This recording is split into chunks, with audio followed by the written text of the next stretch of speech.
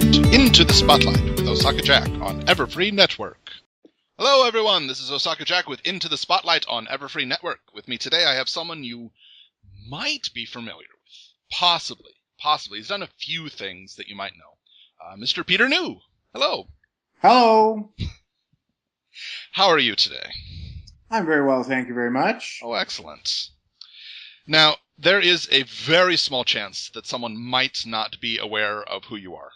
Could you please inform them while the rest of us snicker and mock and point in their direction? All right, I shall. My name is Peter New.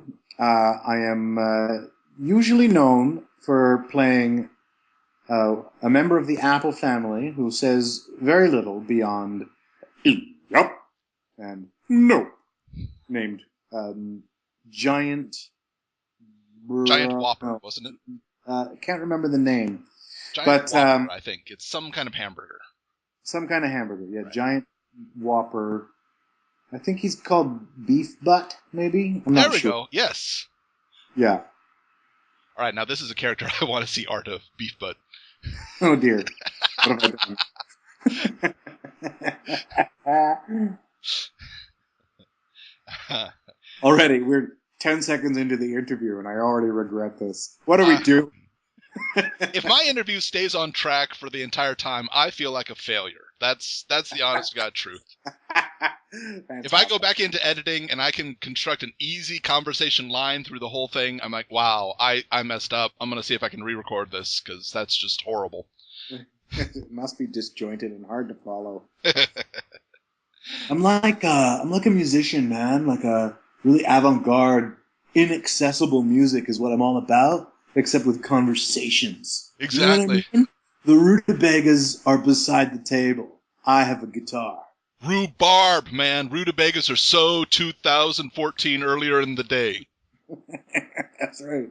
Those are August 2014, but early August 2014. Mm-hmm. By early August, I mean like before the 26th. Exactly. But only before noon. Right. And only before noon in like Central Time. Central Time? Hipster. I know, right? I was in Eastern Time before Central Time was Central Time. That's right. I was Greenwich before Eastern was. What do you mean? Okay, sorry. I'm going to see who gets that pun, but I'm not going to explain it. I saw a picture on Instagram. It was the most hipster picture I've ever seen in my life from a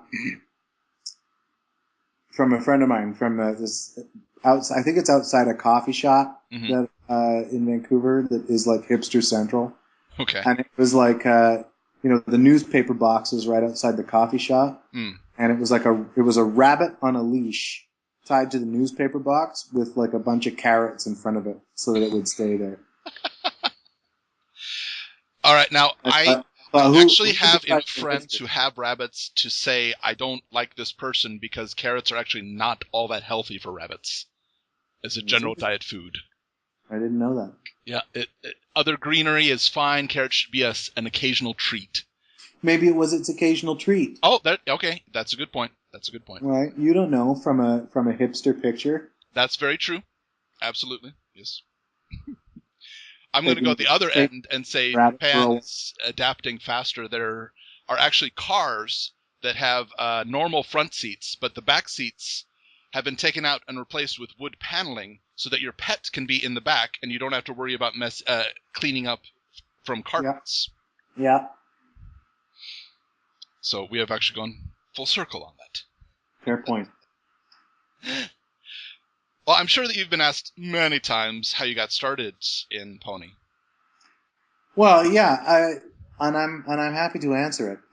Okay. It's interesting. I mean, I have been asked many times. I'm going to go on a little sidetrack.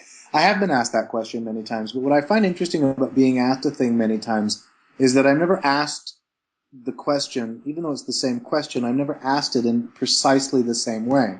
Huh. And the result, therefore, is that I give a slightly different answer every single time. So it's always interesting, I think, to answer the same question. Sure. Even though the answer is often same-ish. Right. I've never answered by saying that the answers are different before. This whole diatribe, which will probably get cut, is brand new. So that's interesting. No, I'm leaving this now. Fantastic. I know. Gold! So how I got started was, how I got started in Pony was your question, which is interesting for me because most people ask how I got started in voice acting, which is a different deal. Mm-hmm. Pony was just, I was already a voice actor, so mm-hmm. I got a call from my agent saying, you have an audition for a show called My Little Pony, Friendship is Magic. It's tomorrow morning. Mm-hmm. Here are some materials. You go in at 8:30 or something, and whatever time. Cruel. I think they were recording, they recorded the first season at 9 a.m., I think. Oh my goodness. I think so, anyway, and it doesn't matter, whatever time it was. And then I arrived at the audition. It was one of these auditions that was being done at that studio where they would bring in 1 or 2 people, maybe 3 or 4 at the most, and just before the session. So they were going to record that character that day. It was going to be one of you 4. Right. Or however many there were, I don't recall. Mm-hmm. But each of you takes a turn. You go into the room, do your thing in front of the directors, and Lauren Faust is on the telephone, and and then you come back out and you wait around. Meanwhile, the rest of the cast, who already has their job, they show up, start having their morning coffee and saying hello and ask what you're doing there, and then eventually they come out and they point at one of you and say, "You're it," and then everybody else has to slump home embarrassed. I've been on both sides of that audition, and it's sure. It's awful no matter what. You feel awful. Oh, you feel awful for getting the job because you're like, I'm really sorry, you guys. You guys are really talented guys. Mm-hmm, mm-hmm. I think it's probably what it feels like to win an Oscar. You get up on the stage and you're like, this is awesome. I love that I got this. Wow, Jack Nicholson, I'm really sorry. Jack and Johnny Depp, you're amazing. I'm really sorry that I took this from you. It's not fair to you, Brad. I'm sorry, George. And Leo DiCaprio is burning holes into your stomach with his Leo, you didn't even get nominated. That sucks for you. You were so good in that thing that you were in. You're always so good. Where are the noms? Scorsese's just goes, how do you just miss it? When I'm not completely familiar with it, but when you're doing an audition like that, do you get to hear the other people auditioning? No. Okay. No. You go in one at a time, and then you do your thing, and then. But the thing is, they choose you, and then you go in, and that's it. You go in the room right then and do the show. Okay. And so that was it. You do the audition, and then 15 minutes later, you're in it. Okay. Does has it ever occurred that the rest of the cast has a say in which person auditioning gets the role? No, they don't. Okay. I didn't figure it would be a common thing, but I was just wondering if there was any time where they're like, well, who do you work best with? I mean, I've been in that sort of situation on different things. I was writing for a show. Okay. Where we realized we needed to bring it was a sort of news magazine parody show, and we needed to bring a couple of reporters back because we hadn't cast an episode, and we didn't want to bring in new reporters for the episode. So of the 12 reporters we'd hired, which were the 2 that I thought, I was given them the chance to put my 2 cents in that situation. But in animation, it's never been up to us. It's always been up to the directors and who. Well, yeah, I obviously would think it's the director's final choice. I was just wondering if the director had ever asked for your opinion on. No. I think the assumption is that we're all working at a professional level. I think this is true too. We're all working at a professional enough level that even if you don't 100% get along with somebody, you can still work with them. Oh yeah, there's a huge difference between being a friendly coworker and being a friend. I understand this very well. Yeah. The other teacher in my school and I, we have never talked outside the walls of our school. And I know that both of us, I think we're both aware of it, but even if we're on the same train, I will conveniently head to the back of the train, and he will conveniently head to the front of the train, so we don't have to chat during the train ride, because we don't like each other very much. But my goodness, we are professional teachers, and we're good at it. And friendly to each other in the school. Just, yeah. Well, and that's all that's necessary, and you sort of... I don't think there's anybody that I outwardly don't get along with. I actually am really quite friendly with most of the people that I end up working with. But you aren't friends with everybody. Yeah. And that much as you might wish, otherwise. But there's too many of us. It's a huge community. So. Yeah, I would imagine that karaoke night would take about 6 months to plan. Make sure everybody has a free day. Oh, I know. Well, there have been a number of parties and things that I just haven't been able to attend and stuff like that. But, Though honestly, now that I'm thinking about it, a giant cast karaoke party would be about the best thing ever. Perhaps.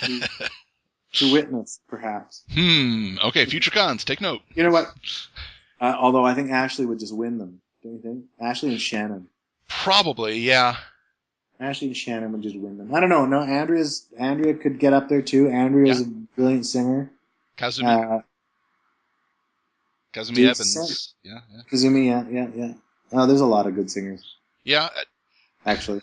What was I saying? I just assumed Ashley because she has a band, but you know what?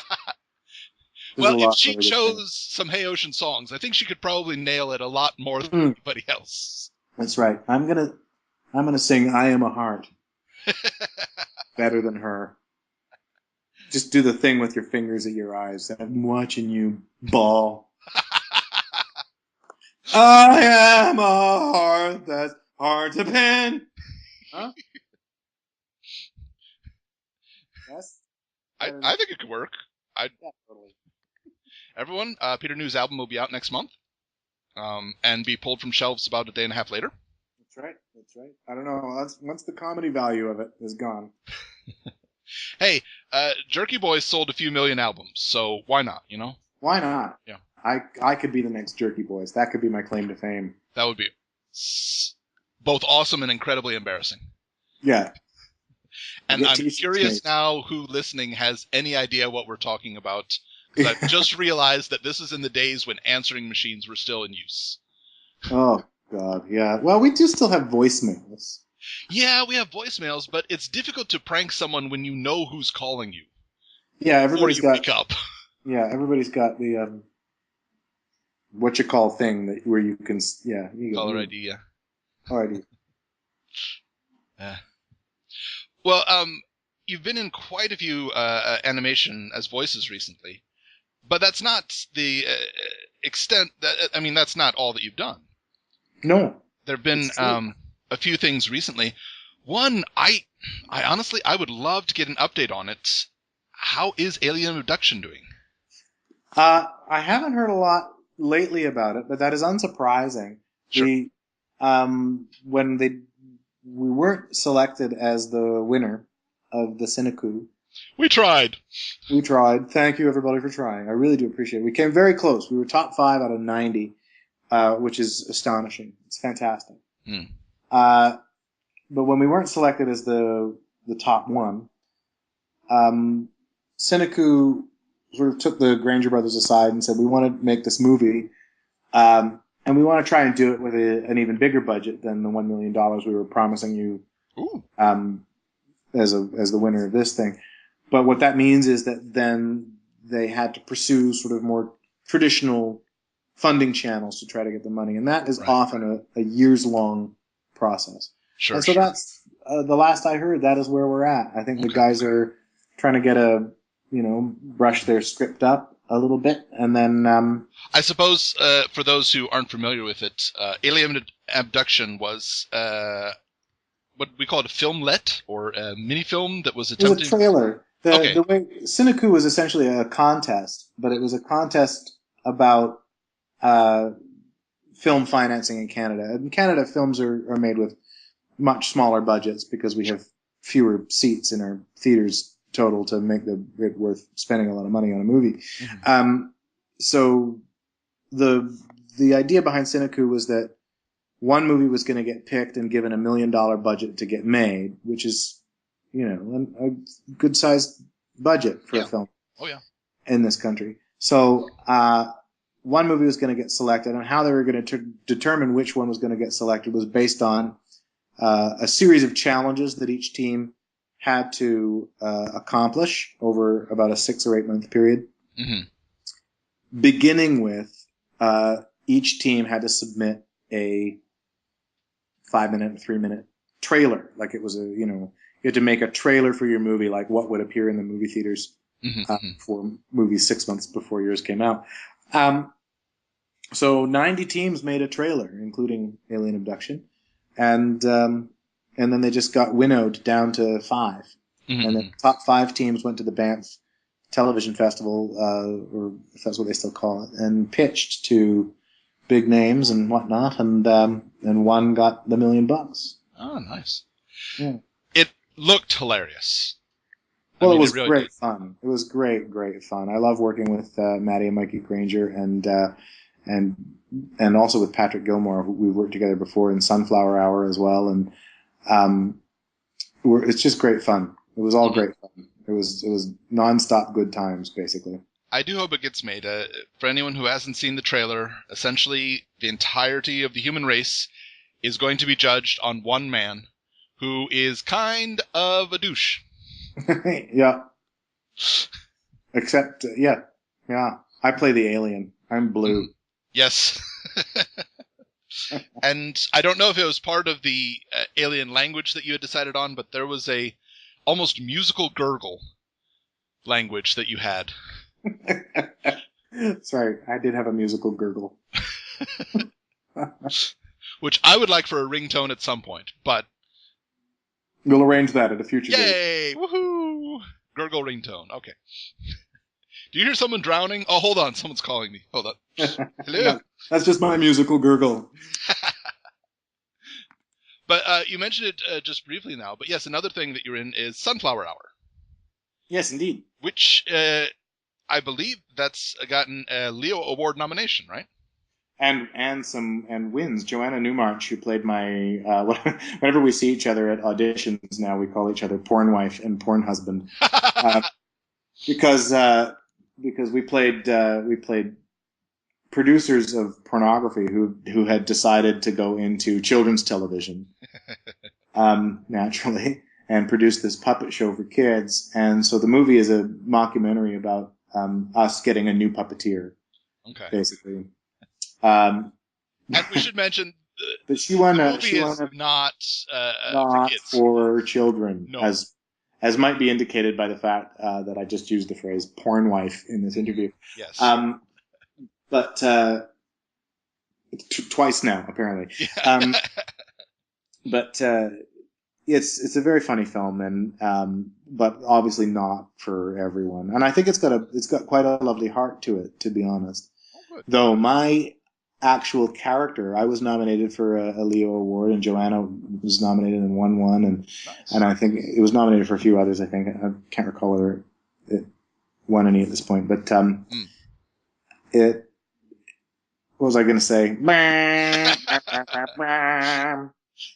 Your character itself? My character itself is horrifying. He's a horrifying guy. It was so fun because it's not often that you get to explore being that totally awful. Mm-hmm. Yeah. And so to me, that's, as an actor, that's a real compelling challenge, because you get to, I'm not a totally awful person in real life, despite what you've heard. You mean when I've started? Really... I mean, heard. Yes, heard. I didn't started any rumors and gotten petitions and things. No. So it was really interesting. It was really fun for me to just be so completely egomaniacal. And I mean, egomaniacal is not really that guy, but he was just awful. He was just an awful guy. Mm-hmm. And it was so fun to be awful to everyone, always. I can feel that. One of the last things I did in acting was I was the general in The Mouse That Roared.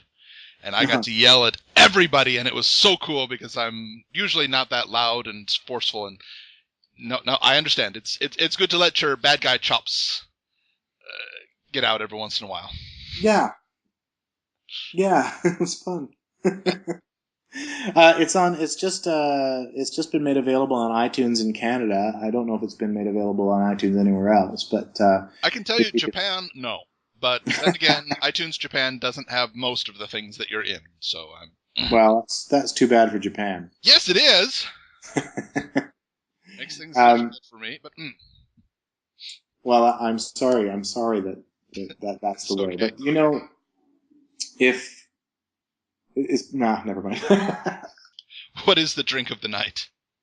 I'm drinking a Rum Runner Red Ale from the Persephone Brewing Company, which is a local microbrewery here on the Sunshine Coast in beautiful British Columbia. They source their ingredients all locally from within BC, and they even grow their own hops right there on their property. And I'm drinking this delicious hoppy red ale, and it's very yummy. That's interesting. Not a lot of microbreweries here, which is disappointing. But then again, I like Japanese beer a lot. There's nothing wrong with a good Japanese beer. Give me an Asahi Super Dry 500 milliliter can. That's the end of the day. I'm good. We're done for the day. Yeah, it's quite refreshing. And yes. I speak as a St. Louis native coming from Budweiser town. I didn't enjoy beer until I came here. Yeah, I'm not a big fan of Bud. I'm sorry, the Budweiser people. I'm happy to advertise for you. You can pretend that this interview never happened. I think the first beer I was ever legally offered was a Bud Light, and I drank a little bit, and I said, "Why do people like this?" I did. I actually, one of the first beers I ever had, I think, was a Budweiser, and I didn't like it at all. And then I came here, and I was introduced to, you're supposed to have some bubbles? Really? And it's supposed to have alcohol in it? Oh my goodness! And it's supposed to have flavor? Whoa! Go figure. Yeah.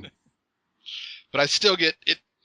I appreciate it, but I have to admit it's equally annoying if I'm going out with a group of friends and they decide to order something from my hometown for me. They're like, "Here, it's a Budweiser for you." I'm like, "Oh, thank you. Goody!" Yeah. Wow, thank you for getting me this $7 beer. That. Yeah. I do try to have local beers wherever I travel. Because you can't get everything everywhere. So I think it's always interesting to eat and drink locally. And I've been, lucky enough in the last couple of years to be traveling to all these different places, mostly for conventions and things. But it's been interesting to be able to try all of these different local brews. Oh, sure, yeah. So that's been a lovely side effect of the journey. I have a student who just finished a 2-week homestay in Australia, and she came back and apparently demanded to her mother that they go eat Japanese food before they could go home. She was so craving hometown food. And she said she liked the Australian food just fine. It's just they don't have. I think she demanded rice. Yeah, isn't it? It's interesting how sometimes something that you take for granted can be so difficult for somebody else to create. I get to have turkey once a year, and that's on a $20 sandwich. Wow. It's not a bird that's available over here, and I really like it, and I miss it. Yeah. I don't know what I would miss. What would I miss? I just had an amazing fish and chips tonight for dinner. Ooh, nice. Good, fresh right from the ocean. I live right on the water. Right. They, so like fresh halibut and chips with. Ooh, nice. Like coconut shrimp and lamb fries and regular fries. And, very amazing. Surprising to me when I came here. Japan does not know how to fry fish very well. Really? Sushi, sashimi, baked fish, broiled fish, fish, all of those are just fantastic. But they cannot fry fish well to save their lives. Interesting. If I head home, even to America, even to the middle of the country, I will ask if we can get some fried fish somewhere. Wait, by fried you mean deep fried? Yes. Yeah. Yeah. Deep fried, or some deep fried catfish. Oh yeah. Yeah, I mean, Japan doesn't have a whole lot of deep fried. I mean, they like do the gyoza and. Well, there is tempura. I mean, tempura is deep fried, but they never use fish for it. Oh, it's shrimp. Shrimp or beef, pork, vegetables. Pumpkin tempura is just fantastic. I don't think I've ever had any other like meat tempura besides shrimp. Shrimp is the most common one, but I've gone to some places. They actually have a kushikatsu style, which is a buffet style. In your table, in the middle of the table, is a deep fat fryer. Oh, wow. And you go up and get like tons of food on a stick, and there's a bowl of batter and a bowl of breadcrumbs at your table. You dip it in the batter, in the breadcrumbs, and put it right in the fryer in the middle of your table, and when it's done, you take it out and eat it. I want to do that. That sounds great. It's so fun. You have to make sure you go to the nice ones that provide you with a paper apron, though. Yeah, because it does splatter from time to time. I love it. I love that the classy places give you a paper apron. Yep. Yeah. That's how you can tell it's a good place. If ever there's I get invited to a Japanese pony convention, you'll have to take me out. I am trying. I can tell you this right now. I am trying. That'd be awesome. Don't have a lot of people coming to the convention yet. Well, it's not really sort of taken hold there the way it took hold everywhere else, you know. Well, it's later. I mean, they just finished season 2 a few months ago. Yeah. And they haven't even officially announced that season 3 is coming out in Japanese yet. So anybody that watches it has watched it in English. Which is good for me. Yes, it is. Yes, it is. And we're trying to have what guests we can, but actually the last 2 conventions were the first ones that we actually had enough people attend where we could pay for the hall. Well, that's good. That's something. Yeah, it's an improvement. It's it's such an amazing phenomenon. The whole thing is such an amazing phenomenon. Mm-hmm. How many people were at the... you just came back from BronyCon a little bit ago. Yeah, Baltimore at the beginning of the month. I think it was 9,800. Yeah, I was going to say, I think it was around 10,000, so that is about right. Mm-hmm. Yeah, it was huge. But what was interesting was it was in a space that was so big that it was sort of only rarely that it felt any huger than any other convention. Okay, so not a lot of crowding? Yeah, and obviously I think it would be a different experience to be an attendee than to be a guest, because, we were getting ushered from one thing to the next thing to the next thing to the next thing, and often down these sort of back corridors, so I sort of unfortunately missed more than I would have liked. But right. But there were sort of like 3 times for me where I was like, oh yeah, right, this is really big. And I think the most telling was the vendors hall. Okay. Because it was huge. Mm-hmm. It was huge, and it was packed everywhere you went. And like the vendors hall is usually in some sort of small room off to the side that's big enough to have the vendors that you've got, whatever. Right. But this one was like it was in a huge room. It was in the room that would have been the main hall at a smaller convention. Oh, okay, all right. It was a huge room, and just full of people. It was amazing. That's a lot of money taking place, and I'm glad that Baltimore has accepted how much money comes to the city when that happens. Yeah, Baltimore, the city, has been great, I think. From what I can see, they've been terrific. Mm-hmm. They, more than any other convention I've been to, the city of Baltimore gave BronyCon a bunch of tickets to the Orioles game, so when we arrived on Thursday afternoon and essentially went straight to the stadium and watched the Orioles play at Camden Yards. Nice. And that was on the city. That's really great. Which was really cool. Yeah. They were really accepting of it. Like, all the hotels had, and I've seen other hotels and other places do this, but all the hotels had, BronyCon specific key cards made up for all of their guests while we were around. And, nice. Just the city seemed really open to it. I remember going out to dinner. That's so funny. We went out to dinner at this fancy French place, which was at a hotel not ours but nearby. It was a really nice place, really good food, called the French Kitchen. Okay. And I have to say, just real flat out, I really appreciate a French restaurant not using French as their name. Just because I have never been more embarrassed than when I try to pronounce anything in French.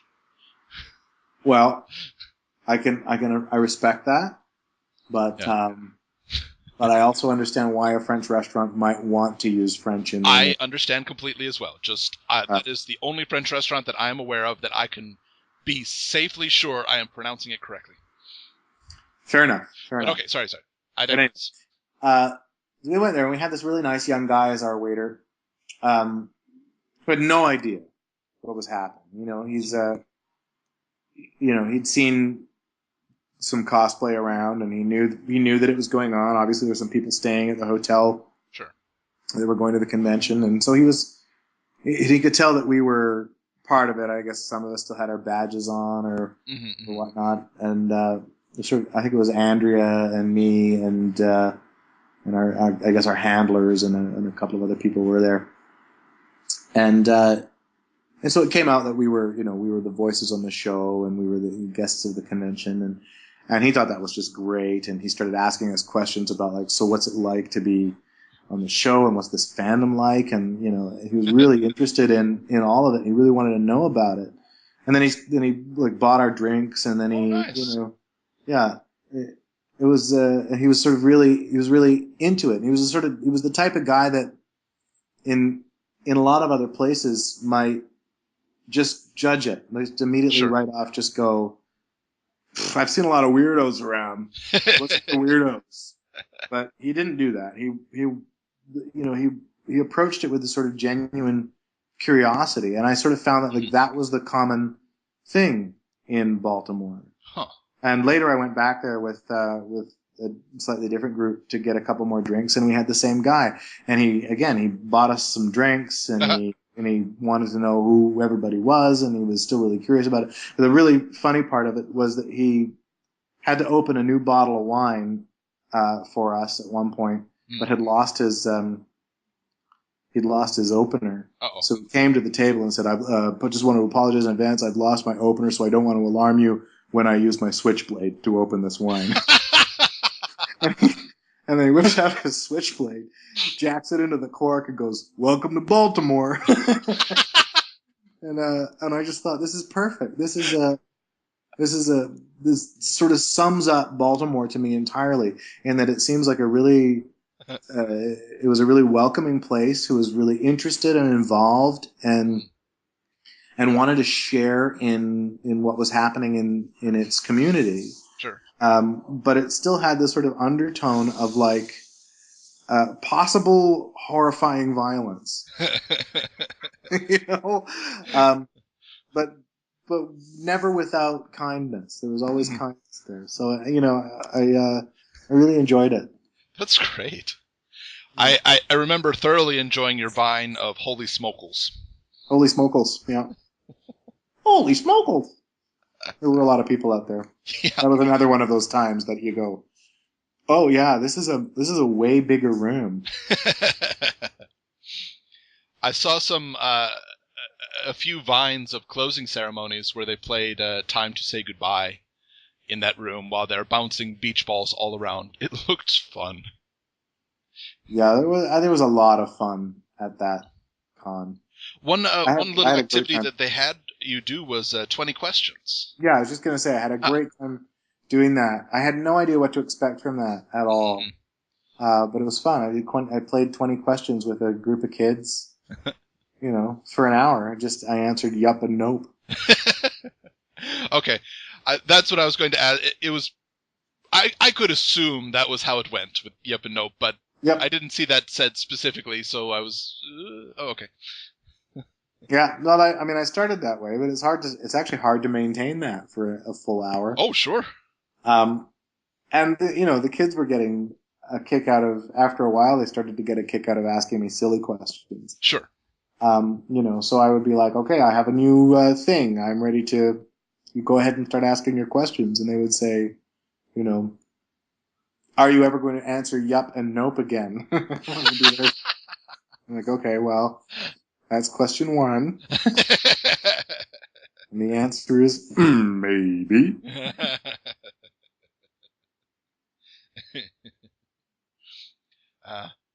Between that and I know it wasn't as recent, but I still like the Jenga game. That was good fun. We actually ended up playing Jenga just on our own time in Baltimore. Andrea and that's right. I saw her Vine when the thunderstorm hit. Yeah, we got trapped at a bar in a thunderstorm. Worst place to get trapped. Well, I don't know, considering that apparently there were tornado warnings right outside the city. I think you guys came off pretty well. Oh, I didn't even know that. Yeah. That is good. It was quite a storm. Yeah. Yeah, we got off. I guess we got pretty lucky. But they had these Jenga games at the table, and so Andrew just started setting it up. It was our first rematch since Everfree Northwest, and I won the first game. Woo, nice. So it was two games to zip. I have seen since then somebody. I thought it was a genius idea because I just cannot play Jenga with my family because they will take 10 minutes per move and drives me nuts. But no, they take a chess timer and set it for only 1 minute. So each side has a total of 1 minute to choose your piece, play it, and then hit to send it to the next person. And if your time goes out, you lose. It was a pretty good call. Andrea and I played pretty quickly, I think. Yes, you did. Yes. I don't see, once you sort of hit on a piece that you're going to go for, you go for it. We should mention, though, Andrea does have the engineering degree, so she had an advantage coming in. I was really surprised that she didn't win. I was convinced that going into that first Jenga game, I was convinced it was going to be a slaughter. I thought it was going to be a slaughter. I thought she was just going to, I don't know, pull out the engineering. Now we know how to annoy people who have engineering degrees. Yeah, we will play them in Jenga and win, and watch them. I don't know how annoyed she was. It was just fun. Oh yeah. Well, I'd like to mention really fast, if we could, you've recently changed areas. I have. Not totally, but well, no, not totally. You're not like next door to me anymore, but yeah. But no, I mean Vancouver. Yeah, you've moved to an island. No, I'm sorry, not an island. It is very much like an island. Okay. Because it is a part of the coast of British Columbia is basically fjords. It's like Norway, but different. So this is I'm on a place called the Sunshine Coast now, which is a beautiful spot. But it's essentially a huge peninsula. Okay. Just northwest of Vancouver. Okay. That I guess technically there are logging roads that can lead you all the way around. Okay. But it would probably take a good, I don't even know how long to drive. Right. And uncomfortable, bumpy. Sure. Dirty roads. So there's a ferry. I would do that just once, just to make sure. I kind of want to do that just once, just to make sure. But yeah. I also maybe want to buy a Land Rover before I do. Also a good call. Yes. That. So maybe until I have a friend with a Land Rover, maybe I'll get him to drive over here, and then we'll go back together. But yeah. But the pictures that you've been tweeting so far have just looked beautiful. It is gorgeous here, yeah. There's no question. Huh. I would assume, I mean, it's not that far from Vancouver. I would assume that weather isn't all that different. No, it's basically the same. It is slightly different. It just gets it hits the weather pattern in a slightly different way, and so whatever, it blows cloud differently than the other mountains do somehow. Sure. But we're right on the open, right on the Strait of Georgia, so that's the sea that we look at is right into the open strait. But Vancouver is a little more sheltered. Oh. So nice. The joys of living in a typhoon-free area. Ah, yes. Well, but then it's a rainforest, so it's not like it doesn't get wet. Very true. You get wet. Yeah. Yes. Oh, yes. Well, we've mentioned Sunflower Hour, which people should check out on iTunes, because they can get it now, and be watching an eventual alien abduction, something or other. We're hoping so. Yep. But, and I guess if you want to, there's, like, My Little Pony you can watch, and Littlest Pet Shop, and... Oh, yeah. Littlest Pet Shop. Mm-hmm. I play Sunil the Mongoose and many others in Littlest Pet Shop. I am curious, just real fast, when when you voice one of the other characters, for example, Goldie Delicious, was that also an audition thing, or was that more of a who wants this role, who's here? A lot of the time, a role will get cast based on who's present. Okay.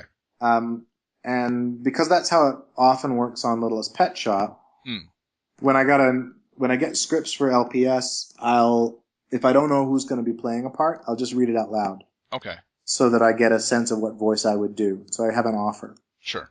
In case they say, because what'll happen is you'll get to the studio and they'll say, hey, Peter, hey, Kyle, hey, Sam, we want you guys to read for whatever. Right. What have you got? Mm-hmm. And so you do it. And so you just get in the habit. If you don't know who's going to be playing it, you just have it ready. Sure. So I got to Goldie Delicious, and I didn't know who was going to be playing it, and so I started reading it out loud. And then, the way that I read the script is the first pass is really just I just look for my character name and just see what it says. Right. And so I didn't really know what or who Goldie Delicious was. Right. I just started reading it out. At first it was kind of down in here, a little lower, you understand. And then I realized it was an old lady. So I just pushed it up into there a bit more. I thought that would be fun. But then it just became like a thing to entertain myself because I never dreamed that I would get it. I just assumed, when you're going into a room that has Tabitha St. Germain and Kathy Westluff and Andrea Libman and Ashley Ball, and you just assume that you're not going to get that role. Right. At least I assume that I'm not going to get that role, but I sort of had it, and it was fun to do, and that's such a huge advantage in voice acting is if you're really having fun doing a voice. Oh yeah. That sells it. It sells it so much. Yeah, I don't think everybody realizes how much being genuine comes through in just your voice. Yeah, it really does. And so if you're getting a real kick out of it, I just get a kick out of doing it. I just think it's so fun. So I was just in the waiting room, just going at it with this and with that. And they just heard it in the waiting room, and they thought, wouldn't that be funny? And so they brought me into the studio, and Jason and Jim and Terry just sort of stood in the room with me, which has never happened. They're usually on the other side of the glass. They came right into the room with me. And they said, here, listen to this. And we read a few lines. And they're like, yeah, that's good. Let's do that. And so they did it. I was surprised. I will always remember Ashley Ball's face when I started talking as that character. Because she just, she wasn't expecting it to be me either. So she just looked up in absolute shock at me. That is funny. Mm-hmm.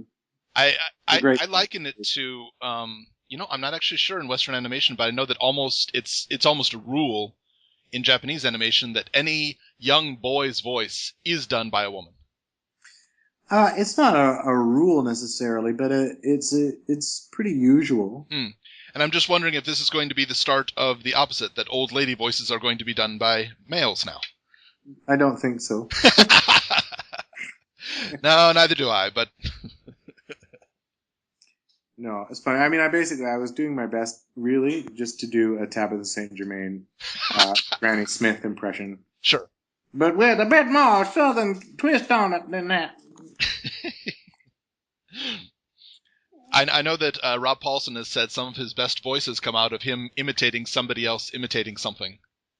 Yeah, I've heard Hank Azaria say that too, and or something similar. And I suppose that's true. I don't always. I find that I'm weirdly backwards sometimes. I find that as soon as you say to me what it is that I sound like, I can't do it anymore. Oh, okay. You know, like if I were to get into doing, I did this. Let's see if I can get it right now. Oh wow, yeah, I did this maintenance park worker. Okay. In Littlest Pet Shop. I just did this sort of a weird kind of forced Chicago type of thing. Right. And they, as soon as I did it, they said something about, it sounds like a Dan Aykroyd Chicago accent. Dan Aykroyd doing Chicago. Right, and as soon as I heard Dan Aykroyd doing Chicago, I was like, oh yeah, right, it is. And then I started doing it again, and it was gone. It just gone. Oh no. Right? Because then I'm not trying to.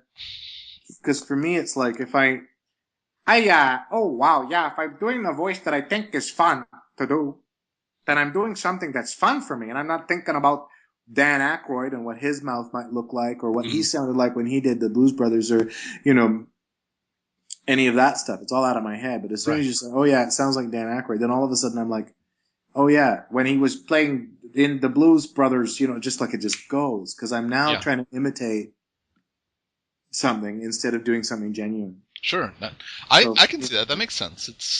It's the facial expression thing. People who live together long enough do start to resemble each other, and it's because, and they have found this. It's honest goodness true. When you're looking at someone's face, if you're not thinking about it, you start to imitate their facial expression.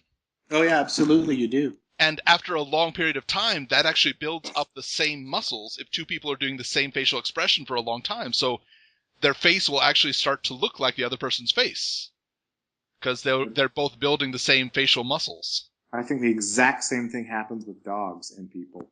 Yes. I suppose cats, but not quite as much. Not quite as much, because cats all look sort of unhappy and the same. But but I always find people look like their dogs after a while. Yeah. And I don't know if that's the dog trying to mimic the human, or... I think people try to mimic dogs. I think people sit there and put the same faces on. Well, come on. I mean, if the biggest concern of your day is whether or not you're going to get the kibble with gravy or the dry kibble, that's a life to envy. That really is. I would imitate a dog, too, if that would mean that would be my biggest concern of the day. Yeah, perhaps. I wonder if I can get gravy on my steak tonight. Oh. But then to have no real control over whether or not you do. Granted, and that would be upsetting. It would be upsetting. Yeah. I don't know. I take it back. Perhaps I don't want to be a dog. I want to have a lot of decisions made for me. How about that? Yeah, that's fine. Okay. I would like to get scratches without ever having to give scratches in return. Ooh, a good one. Yes. Yeah. Have people apologize for me for my flatulence. Yes. I'm sorry, he's so farty. He's gassy today. He just started new food. Yes, I want that. That I do want. That's when you know you've got a true friend working for you. Just comes up and say, "Hey, my friend, he looks a little gassy right now. Don't worry about it." A little gassy right now. I need somebody to pick up my poo with a plastic bag. Just follow me around. I want to be able to poo anywhere, and I need somebody to follow me around and clean up. Isn't that what the agent is for? I'm sorry. Oh, okay. Whoa! Boo, boo. I'm sorry. I hope my agent isn't listening to this. Me too. Because yes, that is what my agent is for. No. No. No. They're the ones that scout out places to poo where you won't get caught. That's right. And then they take a percentage of the... I don't know. Never mind. 10% I can provide, but I'm just saying. Okay. Well, everyone, today we have been speaking with Peter New. Thank you so much for coming by today. Real pleasure. It's been a delight. Thank you so much. Are there any projects you want to plug real quick? There's nothing that is jumping to mind right at the moment. I know I did a movie a while ago called Gula City, which I think is going to be coming out at some point this year. I haven't heard anything about it yet. Okay. So keep your ears peeled. It's Goola City. I play Dig the Pig. I'm very excited about that. Okay. And I've just done I've done a couple of things on set this year, which has been exciting that I can't talk about yet. So of course, hopefully that will, hopefully those things will materialize. So, Peter, would you say this has been a successful interview? Nope. Oh, burn! I failed. Okay. Yes. Yep. Pass. Okay. That's Big Mac teasing you. This is so final. Nope. Yup. I love it. There's no comeback for that. You can't come back to a one-word response. I know. This is so closed. The door is closed. Mm-hmm. It's like getting a one-word sympathy. You're explaining everything that's wrong with you. Bummer. That's right, yeah. But, thanks, I guess? Yeah, I'm sorry for venting for an hour. Yeah, really. Can you help? Oh, bummer. Crud. Dude. Dude, yeah. That sucks about your gran. Oh, great. Well, thank you very much for your hard work and for coming by. Thank you very much for your hard work and for asking me good questions. Yay! Everyone, this has been Osaka Jack with Into the Spotlight on Everfree Network. We'll catch you next time.